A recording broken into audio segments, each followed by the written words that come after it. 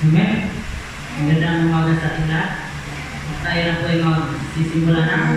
Sa ating pagsisimula, iyan po natin ang ating sarili sa ating Panginoon. Kung may problema man tayo, ilabas na natin. Mag-focus lang po tayo sa Panginoon. Humingi tayo magtawad at magpasalamat tayo sa lahat ng ibinibigay niya sa atin. At tayo may buti-buti Panginoon.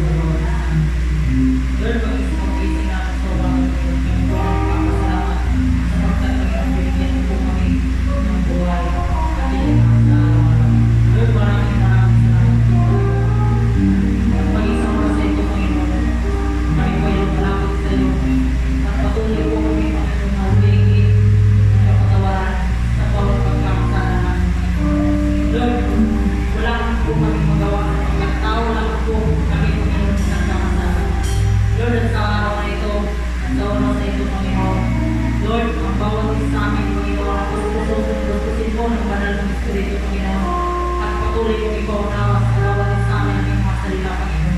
Lord, pag-isa ang mga pastor, Lord, patuloy na nanigay, bigyan mo po sila ng malawak na kaalaman, Panginoon, upang iyayakan ang mga salita, Panginoon. Lord, maraming salamat na muli at sa mga ito, Panginoon. Patuloy po bigyan ng kaalaman ang bawat isa amin.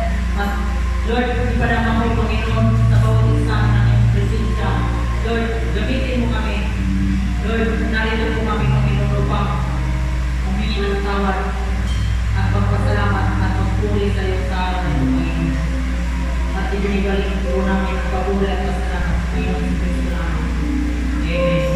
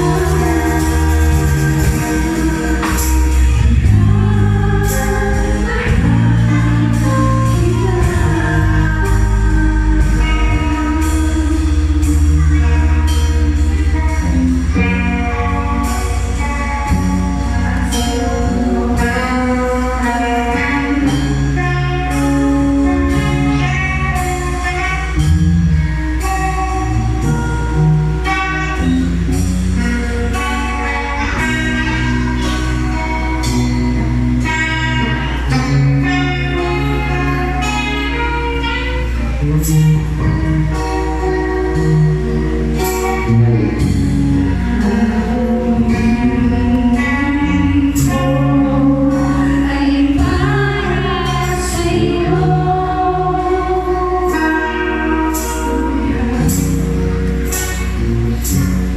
Nilikha upang purihin ka. Buhay para sa'yo.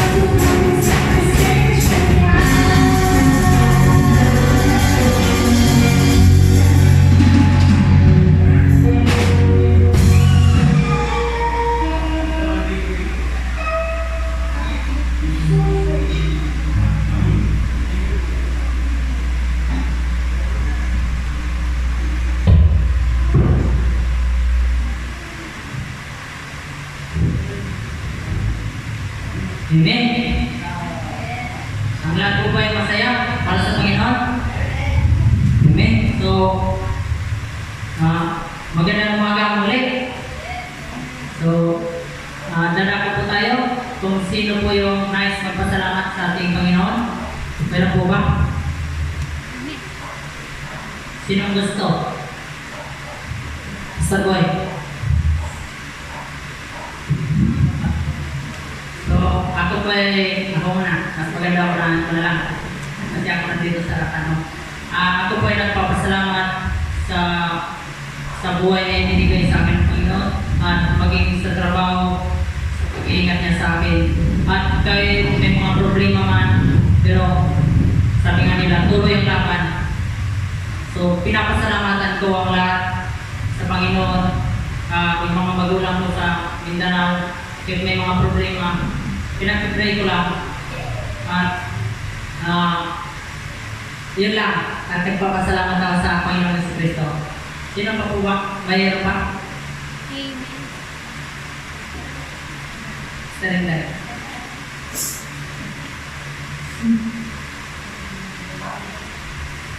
Amen. Magandang umaga po sa ating lahat. Salamat sa Panginoon dahil nandito tayo ulit para magpasalamat sa Panginoon sa kabila ng lahat ng mga nararanasan natin.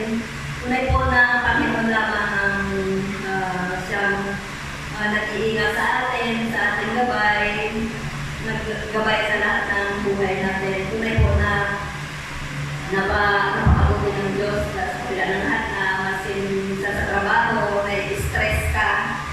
Talagang sabi nga kanina, di ba, pag-ibig ang topic natin. Kailangan talaga may pag-ibig na sa puso natin, mayroong pagpipigil sa sarili na kasi minsan alam naman natin yung mga kasama natin. Minsan, hindi maayos pa yung mga pakikitungo. Pero tayo mismo sa sarili natin, kailangan natin magpigil para maging maganda yung relasyon ng mga kasama sa trabaho. Kaya papasalamat ako sa Panginoon sa pag-iingat niya na, di ba, ngayon umuulan na. Kahapon mahapon sa trabaho namin. Kaya pag-uwi, medyo nahirapan. Pero salamat pa rin sa Panginoon sa pag-iingat niya na sa lahat ng oras ay talagang pinag-pray ko sa Panginoon na iingatan na ako kahit saan man sa pag-uwi ko. Talagang salamat sa Panginoon. Talagang hindi na ako pinababayaan. Kaya maraming salamat sa Panginoon sa kalakasan na ibigay niya sa akin araw-araw.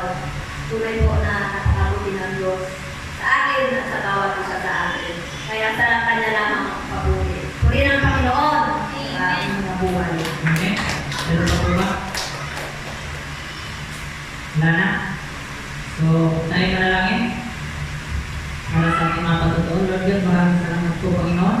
Kami po nagpapasalamat sa patuloy mong pag-iingat, Panginoon, sa bawat isa sa amin. Nawa, Panginoon, na patuloy mong i-bless, Panginoon, at ingatan sa lahat ng dago ang bawat isa sa amin. At kami po nagpapasalamat at ang lahat ng papuri amin sa Panginoon sa Kristo lang. Amen. So, sa oras na ito, lagi kong ako lagi kong sinasabi na tayo ay kumakain, ganun din po yung buhay spiritual natin. Kailangan po kumain ng salita ng Diyos kasi pag ang buhay spiritual natin, pag hindi po nakakain, sa totoo lang, nangingina po yun. Naliligaw. Hindi niya alam kung anong gagawin. So, ang lahat po ba yung dara sa pakinig ng salita ng Diyos? So, tinawag-tawagan ko ang kanyang likod, Pastor Ben.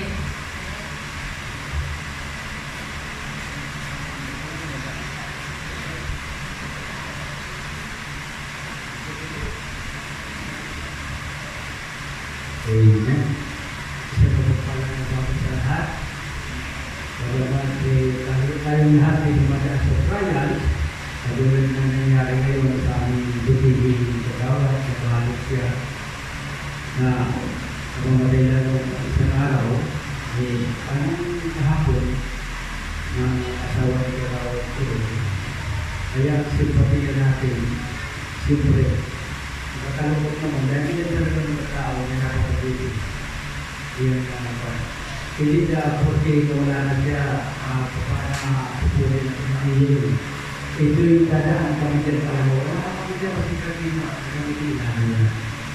Kaya mga kapatid, isa na lang yan sa ating mga panalangin.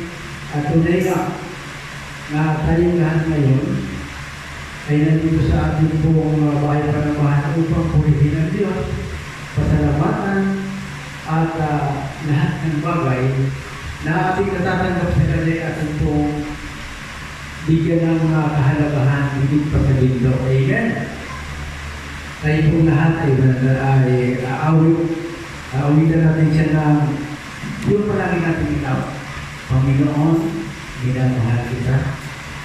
Tunay nga, Ama na mahal ka namin. Mahal na mahal namin kayo, Panginoong Diyos, Panginoong Kristo at Pagdalay sa Ito. Wala kaming may hahito maliban sa aming awitin ito.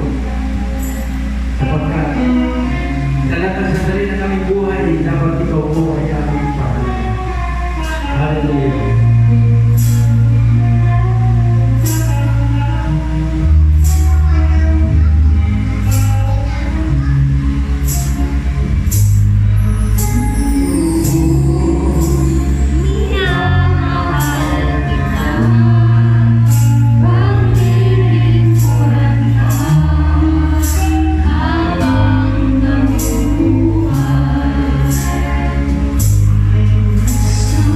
Habang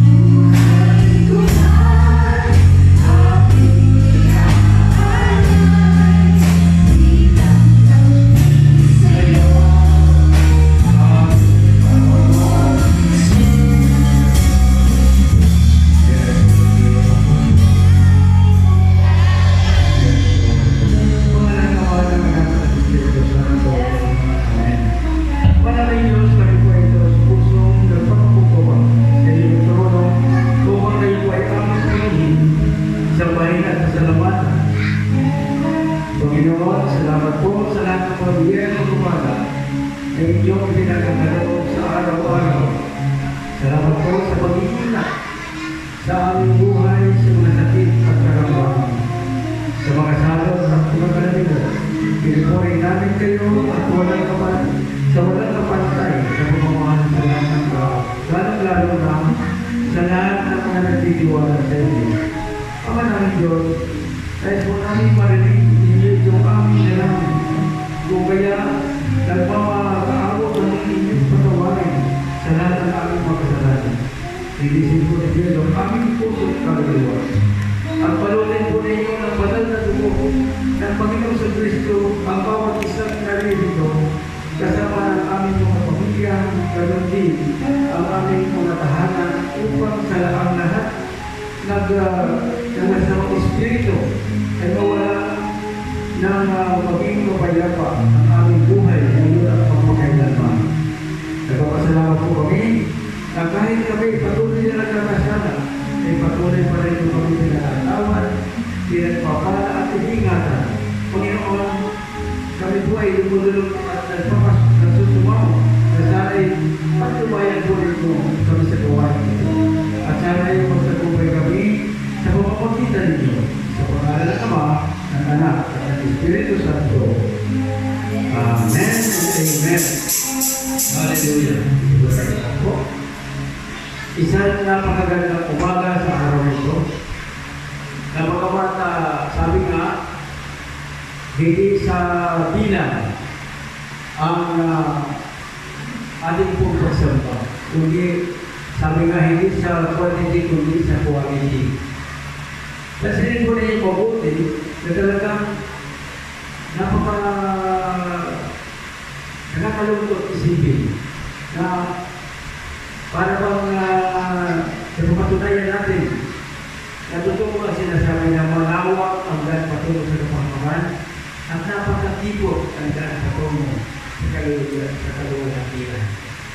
Ang ating pong teksto ay Isaiah 34:16-17. Hallelujah. Sa ni Yahweh hanapin ninyo at basahin, at wala isa man sa kanila na mawawala. Wawagsayin ay kapares, pagkat ito'y utos ni Yahweh at siya ang bukok sa kanila.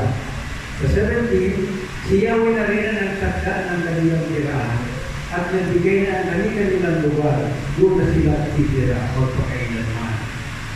Sa awit 102, verse 18, ito ay natitik upang matunghayan ng sulod na lahi hindi pa dumadatay. Ikaw nga, O Yahweh, ay pabuburihan. Sa Isaiah 30 verse 8 sa King James Version, ito ang sinasabi. Ngayon, yumaon ka, isulat mo sa harap nila sa isang tapyas na bato at ititik mo sa isang aklat upang manatili sa panahong darating na walang hanggan. Ang ating pong topic, the Bible, pero the authenticity of the Bible. Ano talaga ang Biblia? Bakit karamihan hindi nag-provide ng isang Biblia sa bahay? Katulad ng sinabi kanina na ang ating kapatid, na maraming mga pilosopo at nagsasabi na sulat lang naman ng tao yan. Sa mga oras na ito, patutunayan natin na hindi lang ito ordinaryong libro na sinulat lang ng tao sa pamamagitan ng sarili niyang kagustuhan. Sapagkat napakadami na ngayon ang mga tao sa mundo ito na hindi maunawaan. Bakit sabi na, gusto ko talagang bumait, bakit hindi ko magawa? Ang pinakasekreto ko, hindi pinakasihan ng banal na Espiritu. Totoo yan.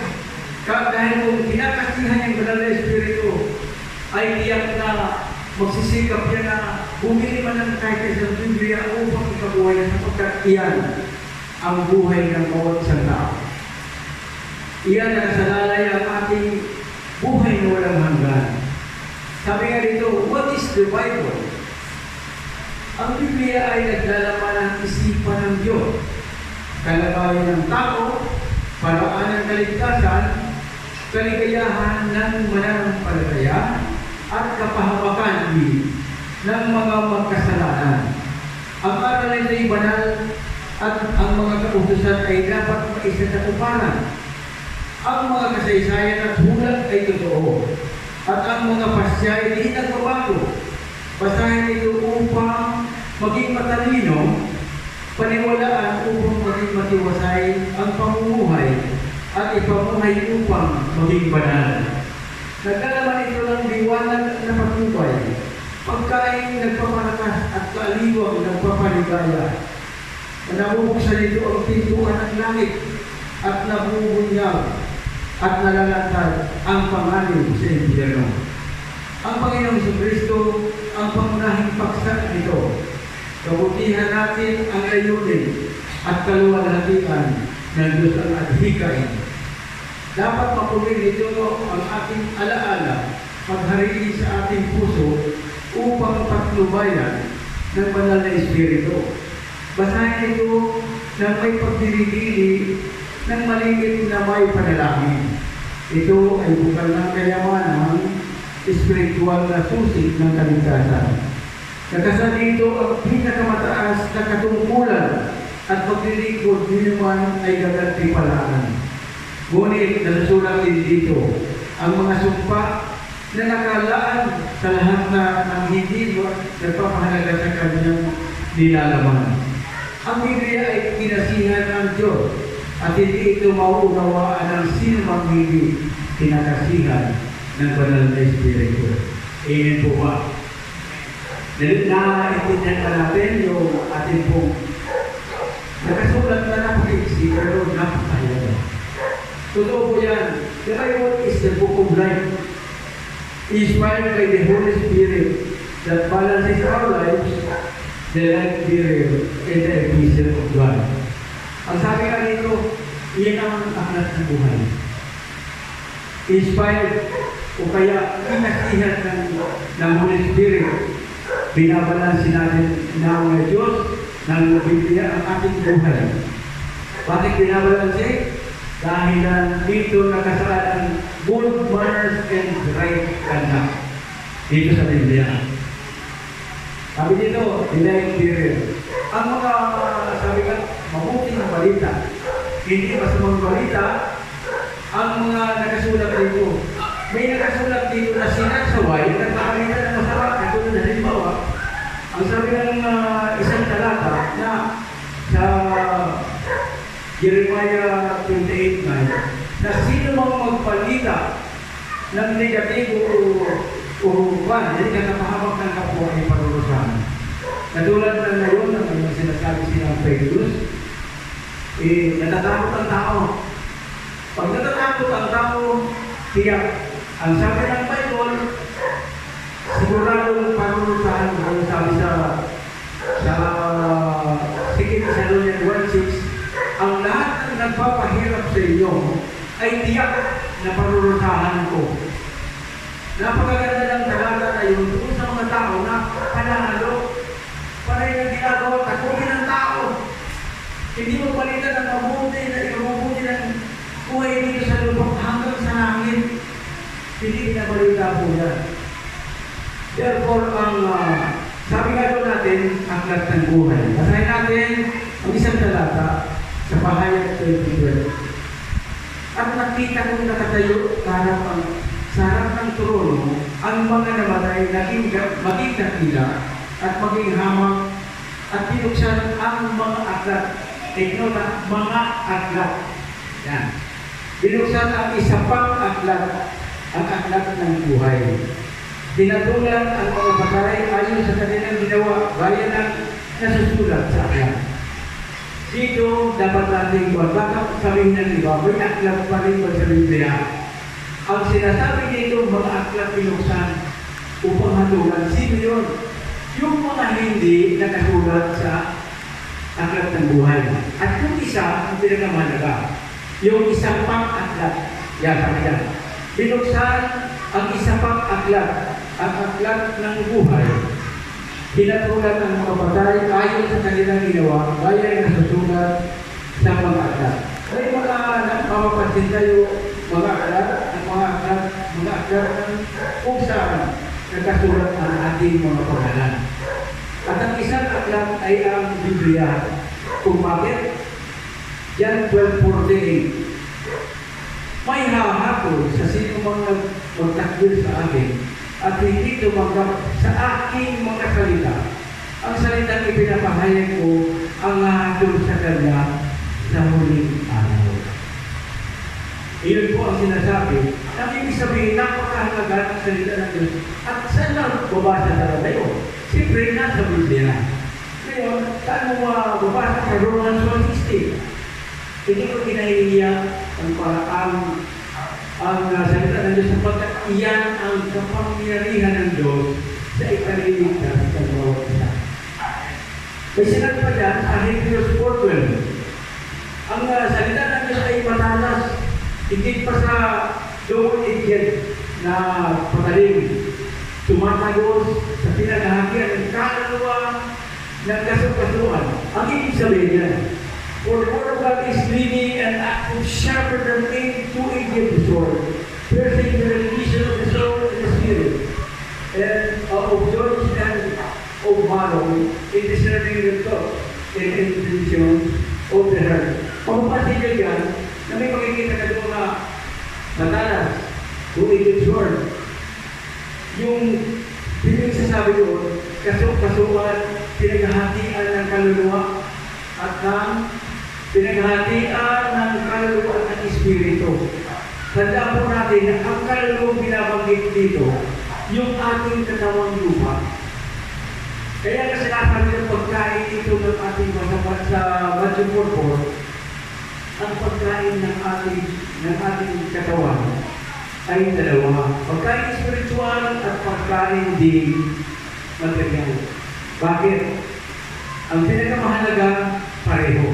Pero ang pinaka-importante ay yung tinatawag na pagkain ng ating kaluluwa. Sapagkat, yan carry over yan Kapag ang ating katawan ay walang Diyos, masisira ito.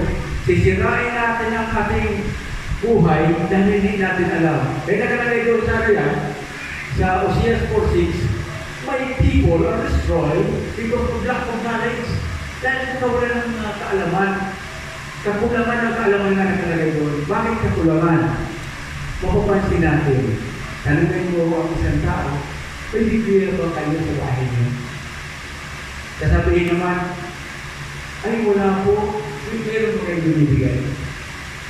Paano naman ako magbibigay? Pero ibigay na isa. Dahil na hindi ko binigay ako. Pero, ang kailangan, para palagan mo isang bagay, ay binili mo. Kapag hindi mo binili ang isang bagay, kapag lalo kung hindi ka masyod sa salita ng Diyos. Iyan pa ang pamatayan ko. Kapag ikaw ay masyod, binigyan ka, well, very thankful ka. Dapat magpasalamat ka. Ipanalangin mo ka agad yung nagbigay sa iyo ng Biblia. Sapagkat, pagpapalain lang yun. Ngayon, kung wala ka naman talaga mahinga, bumili ka. Ako bumili ako. Yung isa kong Biblia, worth 1,999. Yan na, bumili ako talaga dahil importante ang Biblia. Ngayon, balik tayo doon sa Bible. Sinasabi natin doon na ang Biblia ay, sabi dito, Book of Life. Sa Hosea 1:8-9, mababasa mo po doon. Hosea 1:8-9. Dilihin mo, yan. Hosea 1:8-9. Yes, hallelujah. This book of the law shall not depart from your mouth, but you shall meditate on it day and night, so that you may be careful to do according all that is written in it. For then you will make your way prosperous, and then you will have good success. Sabi sa 9, I have not commanded you, be strong and courageous. Do not be frightened, and do not be dismayed, for the Lord your God is with you wherever. Papapansin natin na kapag tayo ay panayang dinigili natin ang salita ng Diyos, kung nag-meditate tayo, ang pangako ng Diyos magtatagumpay ka. At ang isa, sabi niya, hindi ka maano kahit huwag kang matatakot dahil hindi maano. Pangalawa, inspired by the Holy Spirit.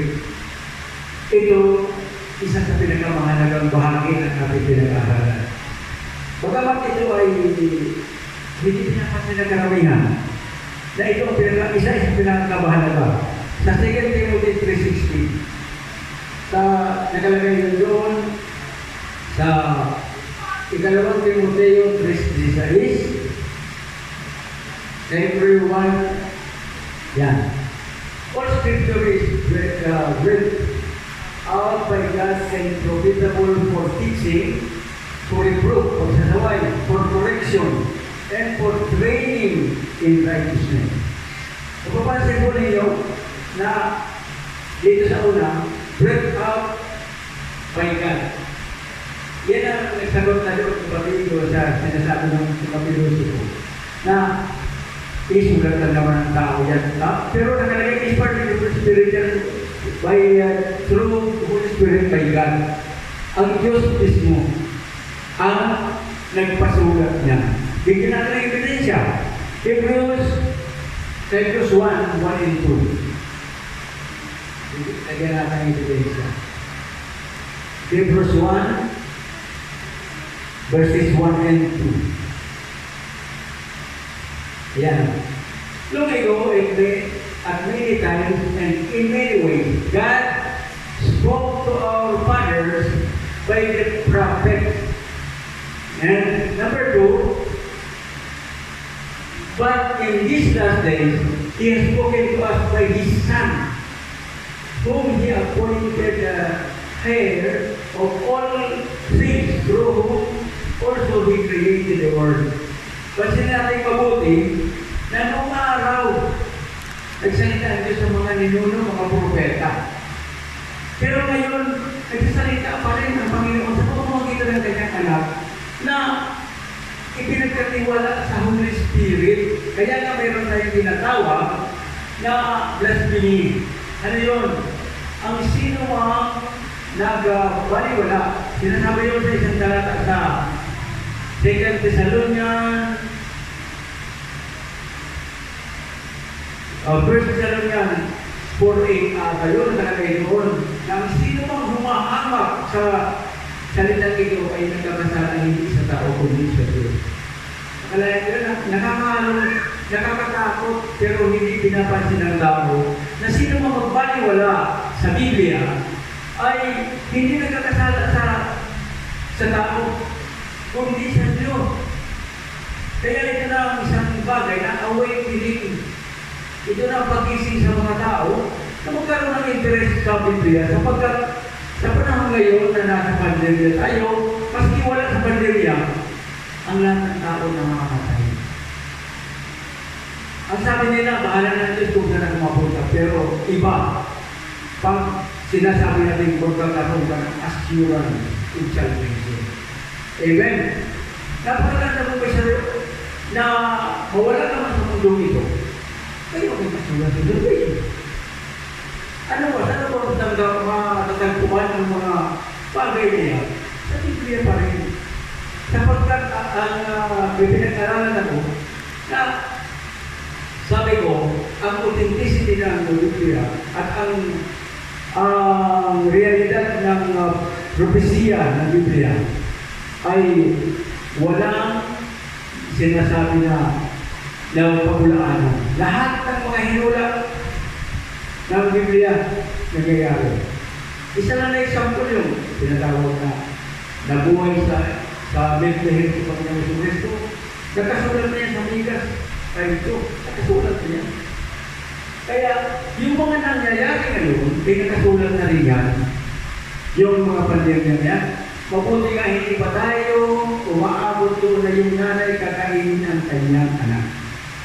Pag binasa ko ninyo yung sa Deuteronomy 28, nakahula yan.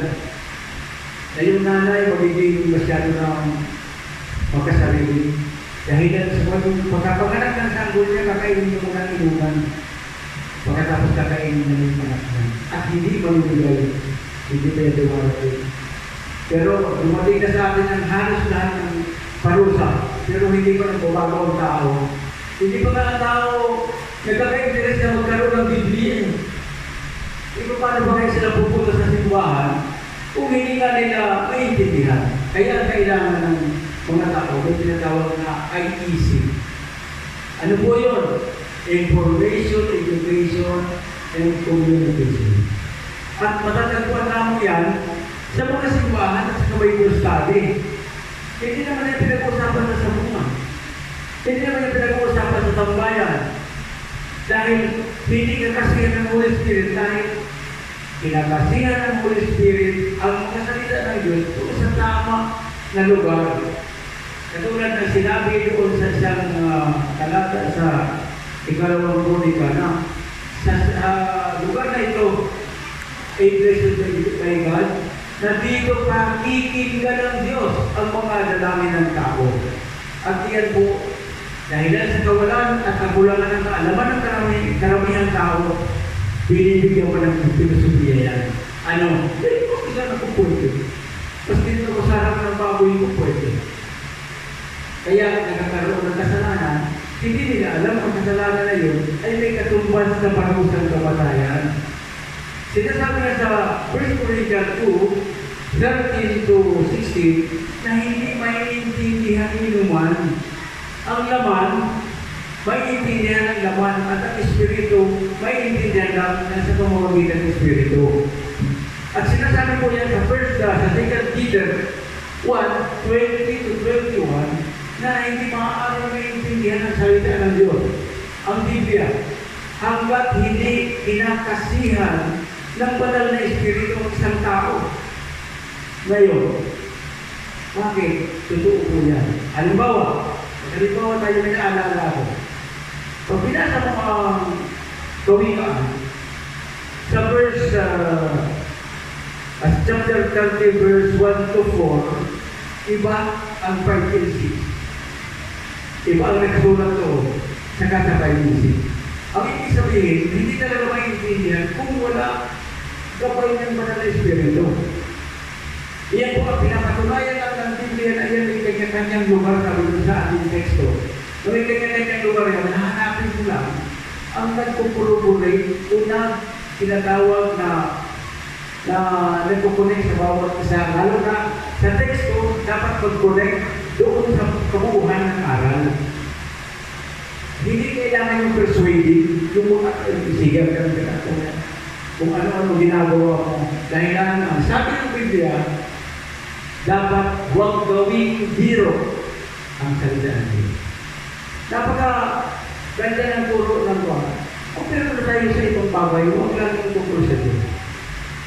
Hindi yung kung ano ang nasa isip ng isang tao, hindi na lang ang i-share. Ang pangatlo, binabalansin. Balances our life. Romans 15:4. What po yan? Ika yan. Romans 15:4. For whatever was written in former days was written for our instruction, that through endurance and through the encouragement of the Scriptures, we might have hope. Baka sakali magkaroon tayo ng asa. Sa pamamagitan ng ang mga nakasulat noon ay nakasulat din ngayon. Bakit? Para magkaroon tayo ng pamantayan, instruction. Upang magpatuloy tayo sa pamamagitan ng pag-encourage natin sa Biblia, sa Scripture, na baka sakali magkaroon tayo ng pag-asa. Ang Diyos ang talino. Hindi tayo binibigyan ng binigay sa atin ng free will. Dahil sa binigyan tayo ng Diyos ng free will, huwag natin abusuhin. Ang nakalagay na sa John 3:17, na sumunod tayo kay Panginoon sa Kristo, ipakita natin yung Kristo. John 3:17. may relasyon ka doon sa ginawa natin. Might have hope.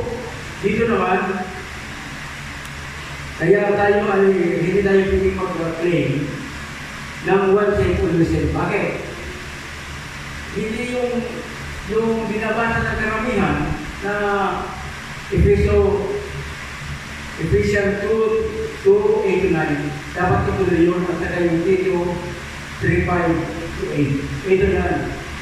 For God did not send His Son into the world to condemn the world, but in order that the world might be saved through Him. Baka sakaling maligtas sa pamamagitan niya. At ang nakalagay, sundin natin ang utos ng Panginoon Kristo. Sabi ng isang talata, ito ang pinanunod ng anak, siya ang inyong pakinggan. Kalagayan sa Biblia, iyan ang pinanunod ng mga anak, mga ilang beses yan, na 3 times.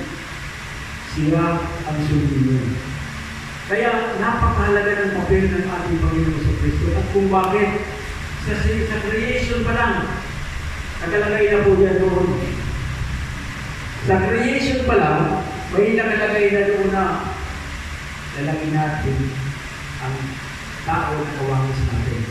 Pag sa Kawikaan 8, mapapansin mo doon na walang nagawa dito sa mundo kung hindi nahilan kay Panginoon sa Kristo. At mababasa niya sa John 1:1 hanggang 2.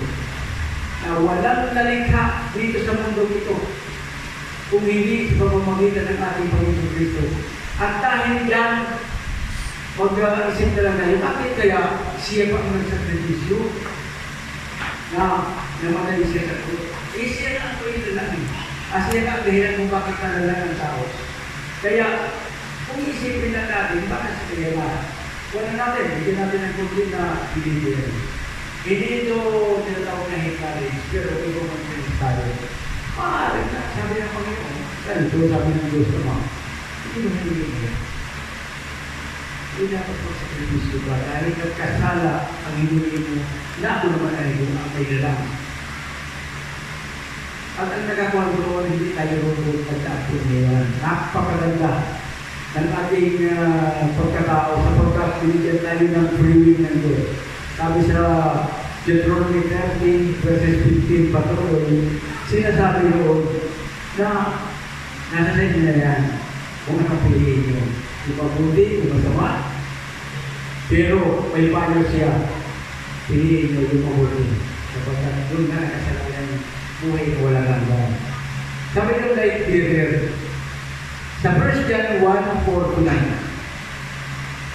Yan ang mga bato. Pero mas maganda po yung Sister Lee. Kawikaan 1:2-5.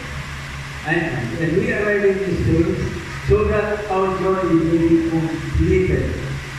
May be complete. Sunod. Sa 5. Saan po ba? Kawikaan? Sa 5.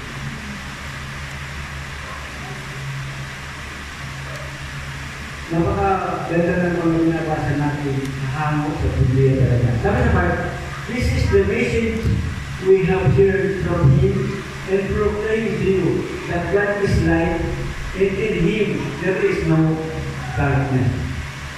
Ilagay mo na natin, Sister Rico, na sinasabi ko na sa Hebrews, sa Kawikaan 1:2-6. Proverbs 1:2-6. Yan.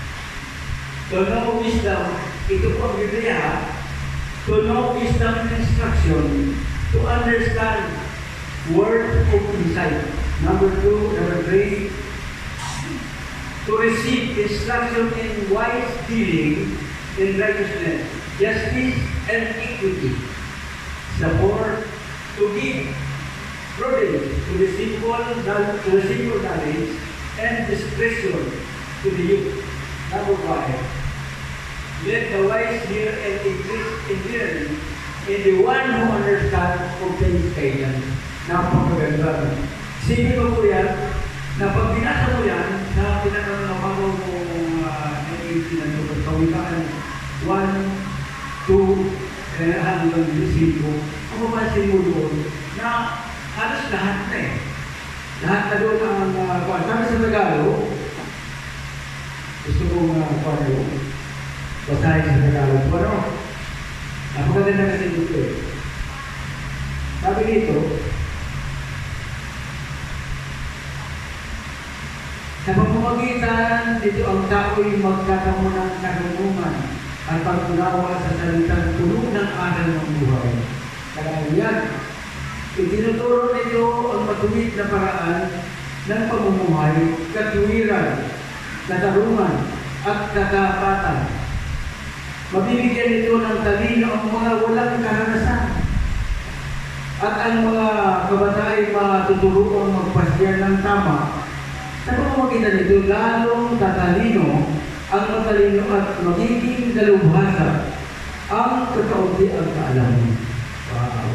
Kapag basa niyo ng Biblia, magiging dalubhasa. Kaya light bearer, hindi nagtuturo ng kabiguan. Kaya nga minsan kinakapitan ng karamihan ng speakers ang lahat ng na-overwhelm na ito yung prosperity, ayaw na gumalaw tuloy. Talagang kinilala mo na ang Panginoon sa Kristo. Ang sabi mo ng Biblia, ang pananampalataya ay may gawa. Isip nyo na naintindihan ng karamihan. Ano ba talaga pananampalataya? Sabi nga without faith, sabi na, mo, may faith ako. Faith nga lang. Pero yung faith niya, katulad yan, halimbawa, nagbibigay alam ng dalawang magkaibigan ng pahula. Ang hula ito siya sa kaibigan, ay mabibira. Sabi ng mga hula. Sabi naman ito siya, ay, layaman lang. Di ngayon, yung mahirap, turo yan sa elemental ko, turo yan sa elemental, pero naaalala ko na. Na, yung mahirap, na hinulaan, pumunta sa bundok, balik ang talim niya. Yung mayaman ko, pinagin na lang yung layaman ko eh. Natapos, dumating ang araw na nagtagutom. Nagutom kayo, natulan talagang dumarating yung nahulaan na nakuha na mga layaman siya. Pumunta siya doon sa mayaman yung sigang talim, yumaman na kahit ang dami na nagdalag sa utang. At saka nagpapautang, nagbibigay na ng mga ari-arian niya, ng mga tinanim niya. Ngayon, ang moral lesson doon, ang pananampalataya may gawa. At kung maniwala sa, ang sabi ka kung maniwala sa inyo dito, kahulan ng kahula eh. Totoo yan, kung maniwala agad-agad, ang pananampalataya, basahin mo sa Biblia, ang pananampalataya may gawa. Hindi may gawa. Ang pag-iba, ipisip of God. Binasa natin kanina na ang Biblia ay ang author talaga ng Biblia. Yun. Nasabi natin sa narito ang dahilan para mabasa na mga susunod na salitahe. At ano naman yun sa Isaiah 16 at 38 upang mabasa ng mga susunod na salitahe. Kanyan, hindi nagkailan ng pang-memorize yan. Talagang ang Biblia, sulat ng Diyos yan. Kaya iyan pinasulat sa tao sa mga propeta dahil ang magbabasa tao. Sabi nga sa isang pilosopo, kung ang magbabasa lang ay kalabaw, isusulat yan sa salitang kalabaw. Hindi tao ang magbabasa eh. Kaya lalo sa pilosopo lagi, sulat lang yan. Bakit ko iba-iba ang mga salin sa mga Biblia? Kasi may mga malikot ang isip na dinagdagan. Pero hindi mo piliin mo lang yung mabuti na sinabi nila. Talagang kumbinsido ang kaluluwa mo.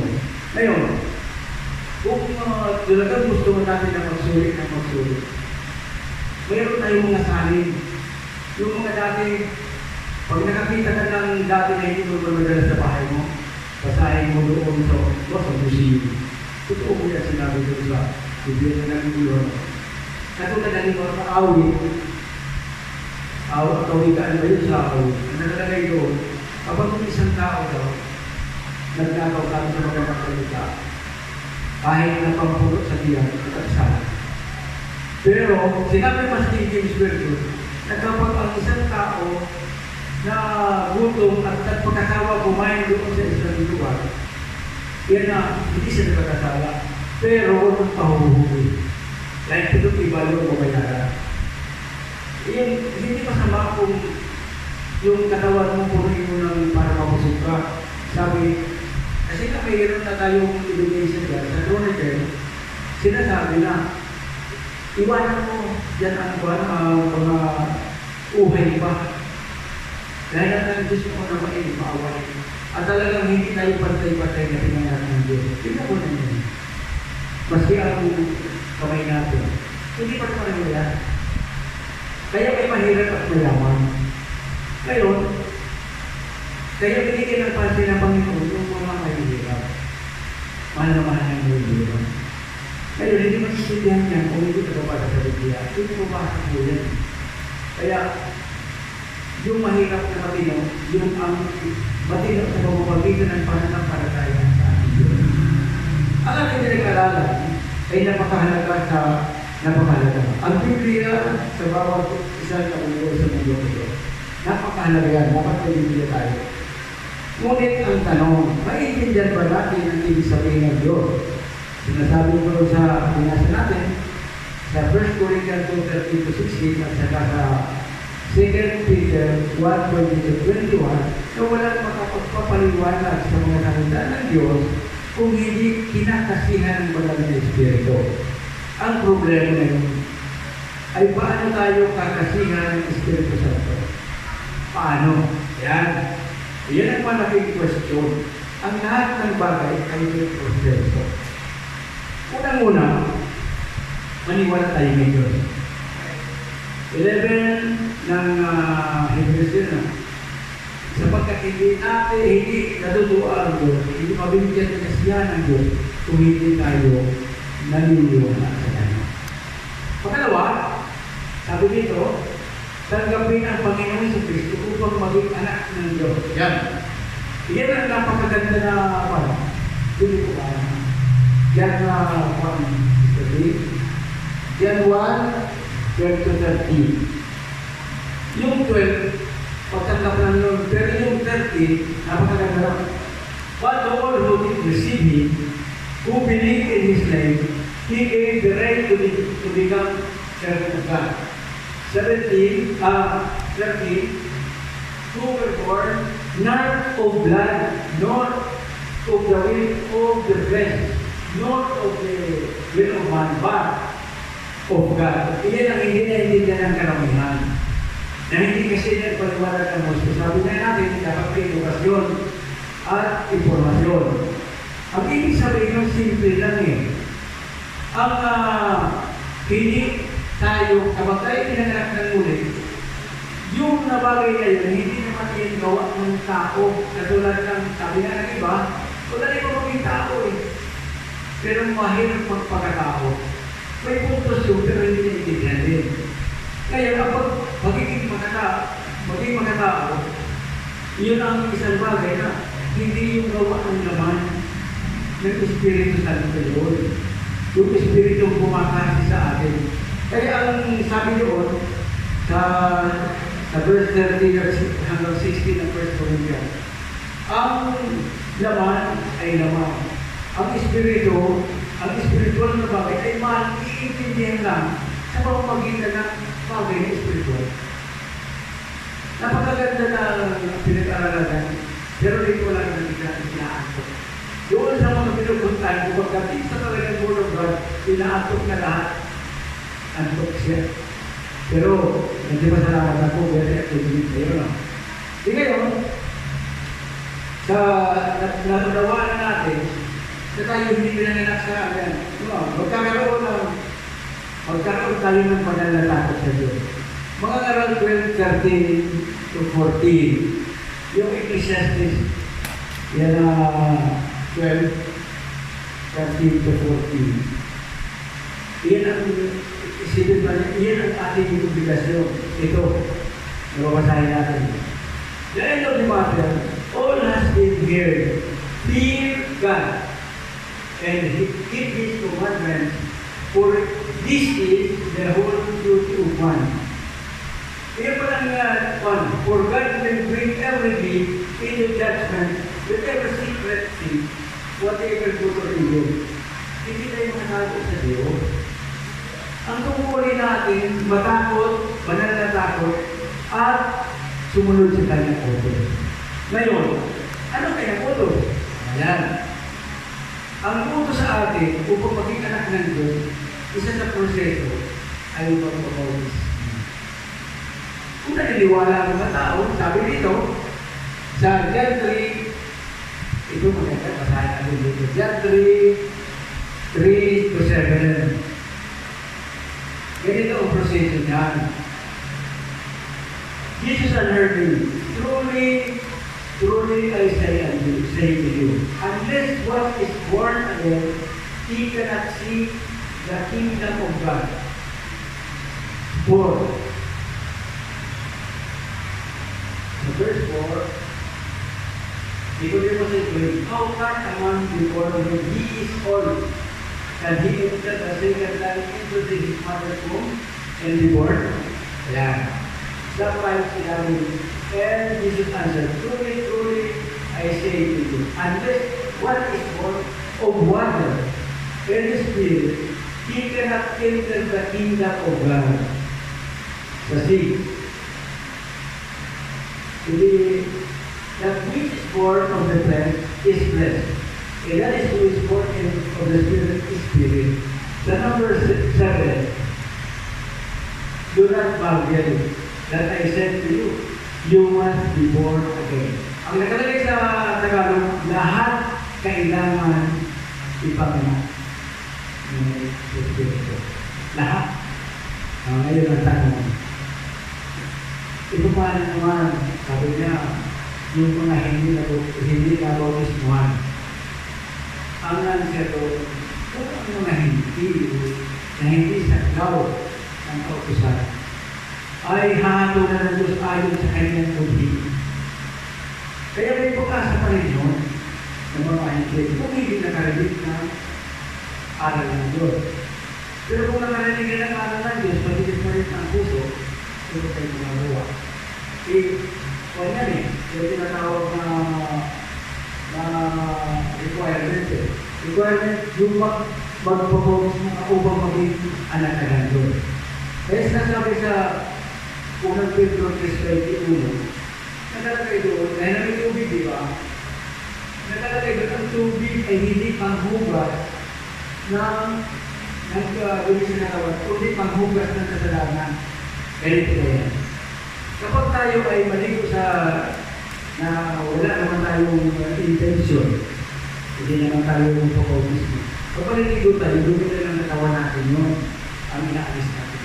Ngunit ang hiwaga, kapag oras na ikaw ay nagpapautismo, ay nakalagay doon sa 1:27 na tayo, na sa 5:26 ng Efeso, doon nakalagay doon salita na may tubig na may salita. Ang ibig sabihin, mayroong salita yun ng Diyos at saka tubig. Malalim yung pinag-aaralan natin, mga kapatid. Ito yan. Malalim sapagkat yung ang pag-aaral natin ito tungkol sa Biblia, napakahalaga nito at ito ay maaaring kaligtaan sa karamihan na ituro ang bagay na ito. Kaya pagtanda natin, ang sabi nga natin yun, mga dapat sumunod, dapat at sumunod. Pagkatapos, sa bawat 2:38, para kasi na tayo ng Holy Spirit, magpabautis ko tayo. Tingnan po ninyo sa Acts 2:38. Mapansin ko ninyo yan. Napakaganda ng mensahe. Ang nakalagay ito, yan o. And Peter said to them, repent and be baptized every one of you in the name of Jesus Christ for the forgiveness of your sins, and you will be received the gift of the Holy Spirit. Yan. Kapag ikaw ay nakatanggap ng gift of the Holy Spirit, iyon na ang simula. Ngayon, ang tanong, paano naman natin mararamdaman na ang Holy Spirit nasa atin na. Magandang tanong yan. Kasi maraming nagsasabi na sila ay anak ng Diyos, pero hindi nila maramdaman ang Holy Spirit sa buhay nila. Unang ebidensya, yan na, bakit kaya nag-baptismo na lumiwanag sa akin na naman ng Biblia? Kailangan testingin mo rin ang sarili mo. Nagagawa mo na ba? Nagagawa mo na ba yung gift of the Holy Spirit? O ano sinabi ng Holy Spirit? Hindi ba ito nakalagay sa good manners and breath? Kaya kumpleto yan. Good manner mo, kahit ang mo. Napakatagal ng panahon na kami nag-iibasan ng sarili. Ang sakit na yan, good manners and breath na. At hindi naiintindihan, pero yun pala. Ang laman pala noon, yung biblical theory ng Diyos. Kaya ang napakaganda ng pinag-aralan natin yun para mabighani o maakit yung mga tao na hindi talaga, wala talagang panahon. Hindi talaga nila alam kung ano ang Biblia. Tandaan natin na hindi maiintindihan ng mga tao ang Biblia hanggat hindi siya kakasiya ng Holy Spirit. Bakit? Mahiwaga ang Biblia. Sabi ko, may mga batas ng matatalino na labag sa kautusan ng Diyos. Halimbawa, ang tinatawag na juvenile law. Tinaganda pa nila. Yan na parenthood daw yun. Pero bawal paluin ang bata. Bawal paluin. Ang sabi naman ng Diyos, paluin mo para gawin mo. Hindi mo kasaluma. RHD. Hindi ko nila pakikita dumami ang tao. Kaya kayo, dinabawasan na. Anong ibig ko sabihin? Bawal pumatay. Si Unan, ito, walang mali siya. Si Unan, nang ibinigay ng Diyos ang isang asawa niya, pinatay siya ng Diyos dahil itinatapon ng similya. Dahil mahalaga sa Diyos ang similya. Tinatapon niya sa lupa. Ano nangyari? Pinatay siya ng Diyos. Kaya, nakalagay ang huwag kang papatay. Maraming mga patatalino sa sanlibutan na ito na mali ang kanilang patakaran. At wala din yung kakaroon na equality gender, ako, mahaba ang patalisa, mahaba ang kwento ang paniwala ko na galing rin sa Biblia. Kaya ang payo ko sa bawat isa, mag-aral sa Biblia, at kung hindi nila maintindihan, puntahan ninyo ang nakakaintindi sa Biblia. At hindi ko yan ang tinatawag na hindi yan kayabangan ng isang tuturo, kundi iyan ay pagmamahal sa kapwa. Sapagkat ang sino mang sabi, si Pablo nga, si Moises nga, sabi ni Moises, sabi ng mga tao niya, sabi niya, Moises, may mga nangangaral doon, may nagabog ka sa'yo doon. Napakagandang ugali ni Moises. Ano sabi ni Moises? Gusto ko nga, lahat sila lahat kayo maging propeta Iyan ang tunay na tuwa ang isang pastor.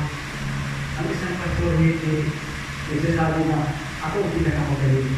Depende yan. Doon sa binabasa niya, ang pinakamagaling ko ng ibang Diyos na nandito sa Biblia na ito.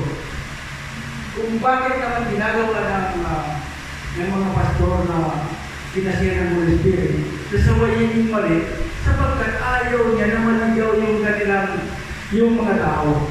Upang sa ganon, Ephesians 4:14. Ito ang pinakamagandang natin para sa tao na sumusunod at nagkakaroon ng katulungan. Ito. So that we may no longer be children, those to and fro by the waves and carried about by every wind of the wind, by human cunning, by craftiness and deceitful scheme. Sa Tagalog, basahin natin. Ephesians 4:14. Maganda ito ko na. Ito ang conclusion doon. Sabi doon, sa 14, nang sa gayon, hindi na tayo magiging tulad sa mga batang madaling matanaw ng sansaring aral. Hindi na tayo maililigaw ng mga taong hangad ay talhin tayo sa kamalian sa pamamagitan ng kanilang katusuhan at pagpilihan.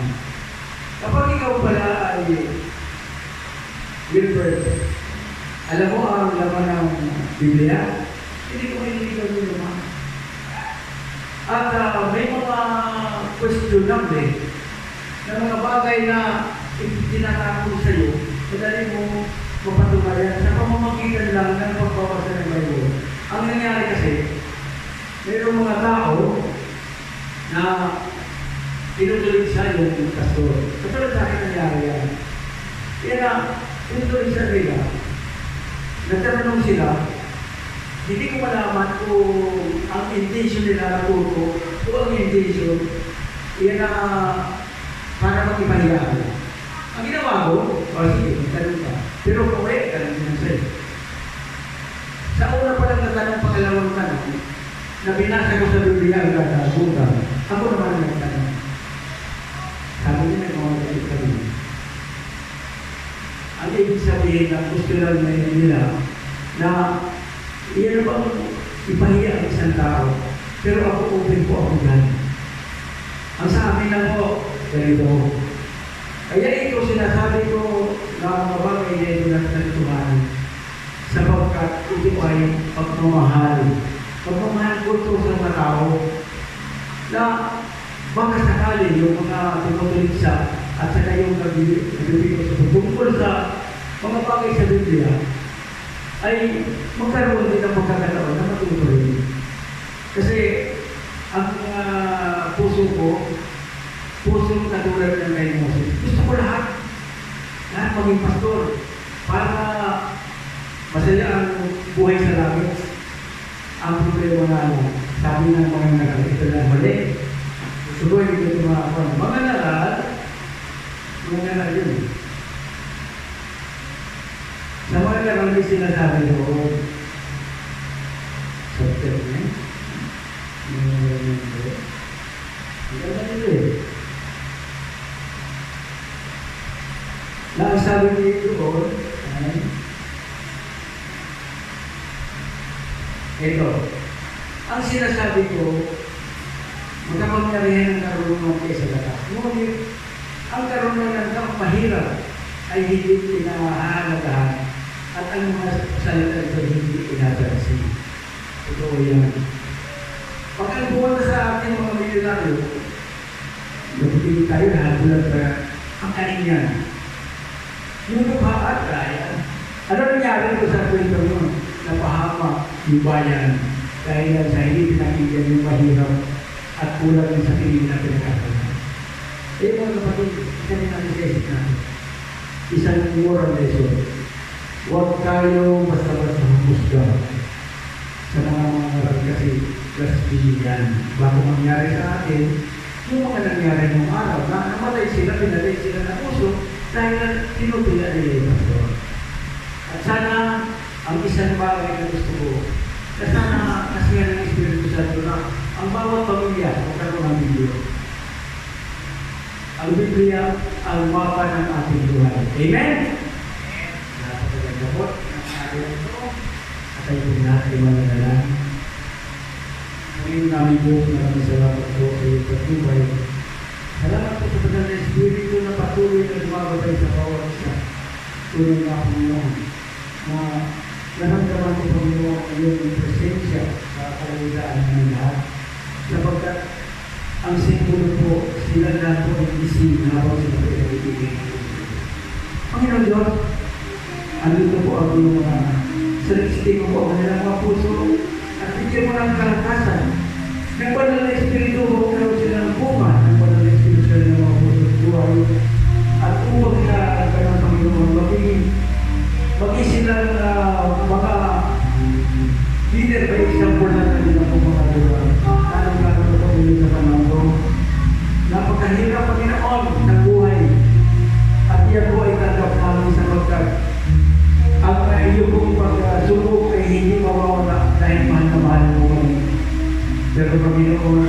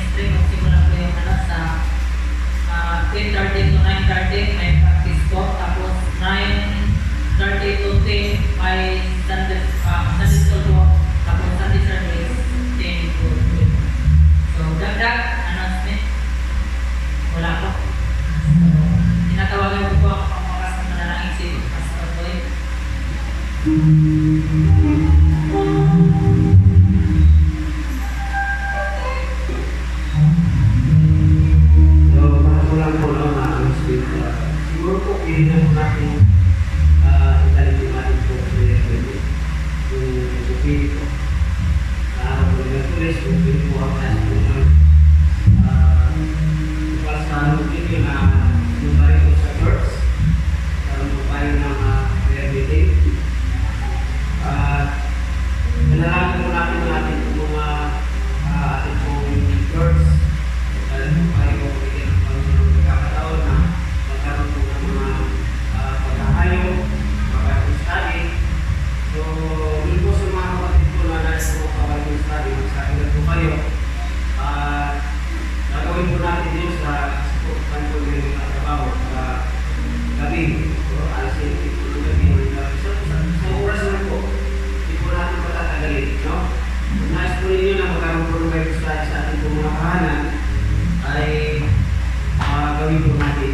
So, sabi lang po tayo. So, i-schedule po natin kung ano pong oras, kung ano pong araw ang gagawin po natin. So, sa mga music minister po, kung nais po ninyo na practice, hindi po kayo pupunta po dito sa Badon ng Gabi. Kasi po, pinagdala niya po sa Sister Biglang ako dahil dyan. Yung kanya po, patay na sa awit, no? So, yung ating po papraktisin para pinabukasan na hindi na tayo nahirapan na pagpapain yung mga awit, no?